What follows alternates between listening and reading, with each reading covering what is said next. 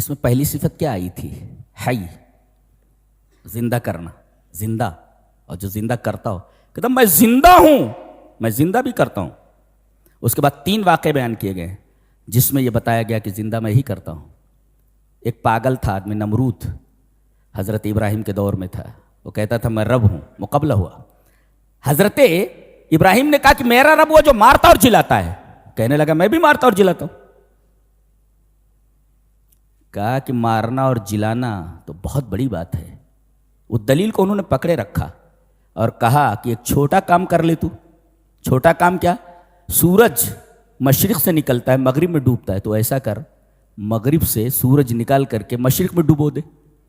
فبہت الذی کفر، کافر مبہوت ہو گیا.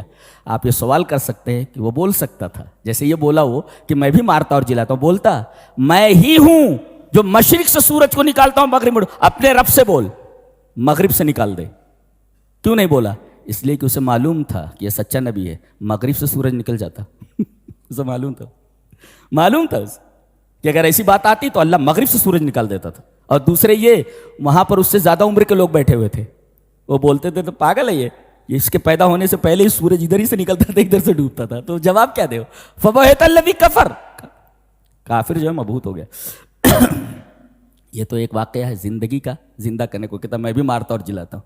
اللہ فرماتا تم نہیں مار رہے، نہ مار سکتے ہو نہ جلا سکتے ہو، میں ہی مارتا اور جلاتا ہوں. پھر یہ دوسرا قصہ ہے، کہتے ہیں کہ حضرت عزیر علیہ السلام ہے. وہ کہہ رہے تھے ایک بستی سے گزرے جسے بخت نصر ایک بادشاہ تھا، ظالم تھا، اس نے تباہ و برباد کر دیا تھا اس بستی کو. اس طرف سے گزرے، دیکھا کہ مکین ایک بھی نہیں ہے، مکانات ہیں گرے ہوئے ہیں. تو اللہ کیسے مردوں کو زندہ کرے گا؟ اللہ تعالیٰ نے ان کے اوپر ہی یہ چیز لاگو کر دی. 100 سال تک پڑے رہے وہاں مرے ہوئے. وہ گدھا بھی تھا اور ان کا کھانا بھی تھا. 100 سال کے بعد اٹھایا، غالباً صبح کا وقت رہا ہوگا. جب اٹھے تو اللہ نے پوچھا کم لبست، کتنا ٹھہرے؟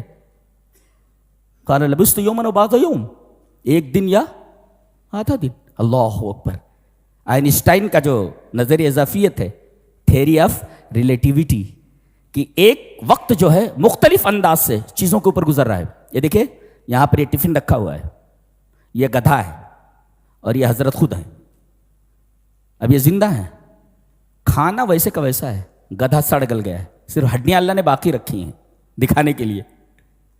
وقت ایک ہی رفتار، وقت ایک ہی ہے مگر مختلف انداز سے تینوں کے اوپر گزر رہا ہے. اس کے اوپر کچھ الگ انداز سے، اس کے اوپر کچھ الگ انداز سے، اس کے اوپر کچھ الگ انداز سے. گویا اللہ تبارک و تعالیٰ کے ہاتھ میں صرف موت اور زندگی نہیں، وقت کی رفتار بھی اس کے ہاتھوں میں ہے. اللہ اکبر. جو وقت کی رفتار کو اپنے ہاتھوں میں رکھے کس قدر قادر ہوگا، اندازہ لگائیے اب. اس کے اوپر کچھ اور انداز سے گزر رہا ہے، اس کو یہ رفتار کچھ اور ہے، یہ رفتار کچھ اور. پھر حضرت ابراہیم علیہ السلام کا واقعہ ہے. یہ بھی انہوں نے کہا اے اللہ میں دیکھنا چاہتا ہوں تو مردوں کو زندہ کیسے کرتا ہے. کہا کہ ایمان نہیں ہے. اولم تؤمن، کہا ایمان ہے، صرف آنکھوں سے دیکھنا چاہتا ہوں دل کی تسلی کے لیے. ایمان تو ہے مگر آنکھوں سے دیکھنا چاہتا ہوں. کہا کہ ٹھیک ہے، 4 پرندے پکڑ لے، فخذ 4 من الطیر، یعنی 4 برڈس، 4 چڑیوں کو پکڑ لے اور سدھا لے کہ جب تو بلائے جس کا نام لے کر کے، کوے آ تو کوا آ جائے، کبوتر آ تو کبوتر آ جائے. تو ایسے سدھا لو، جب بلاؤ تو آ جائے. انہوں نے 4 کوئی پرندے پکڑے اور سدھا لیے.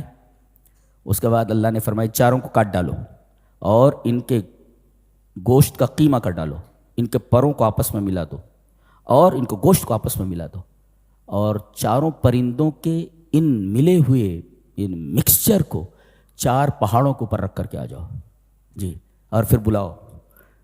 انہوں نے بلایا، انہوں نے دیکھا کہ کیسے گوشت کا ایک جز نکل کر کے ادھر سے آ رہا ہے، ادھر سے آ رہا ہے، ادھر سے ایک پر ادھر سے نکل کے آ رہا ہے، اور کس طریقے سے وہ زندہ ہو کر کے ان کے پاس آ جا رہا ہے. سوال کر سکتے ہیں آپ کہ ایک جگہ ہی رکھ دیا جاتا نا، الگ الگ 4 پہاڑوں پر رکھنے کی کیا ضرورت ہے، دور دراز. اللہ یہ فرمانا چاہ رہا ہے کہ تمہارے اجزاء سڑ گل کر کے کدھر بھی چلے جائیں، کتنے بھی فاصلے پر، تم ہماری نگاہوں میں ہو. تمہارا ایک ایک ذرہ ہماری نگاہوں میں، تم بھاگ نہیں سکتے کہیں بھی. اللہ اکبر. یہ بتایا گیا کتنے بھی فاصلے پر تمہیں رکھ دیا جائے، تمہارا قیمہ کر دیا جائے، تم بچ نہیں سکتے جی. اس کے بعد اسلام کا اقتصادی نظام بتایا جا رہا ہے، اقتصادی نظام. اور یہاں یہ بتایا گیا الاسلام منہج تنموی لیس منہجا ربویا، یعنی اسلام از اے growth related religion, not riba based religion, riba based system, not. It is a not usurious system, it is a growth related system. تنمیہ کہتے تنمیہ کہتے activity of helping something to develop, ایسی ایکٹیویٹی کو جو کسی چیز کو بڑھنے میں مدد دے. اللہ تبارک و تعالیٰ نے اسلام کے اندر یہ سسٹم رکھا ہے کہ کسی کی آپ مدد کریں تاکہ وہ بڑھے. اسی وجہ سے سود کو بیچ میں لایا گیا. عجیب بات ہے. مفسر لکھتا ہے الملاحظ ان آیات الربا جاءت بین الانفاق والربا لتوضح ان الاسلام لا يحرم شيئا الا وياتي بالبدیل الاصلح.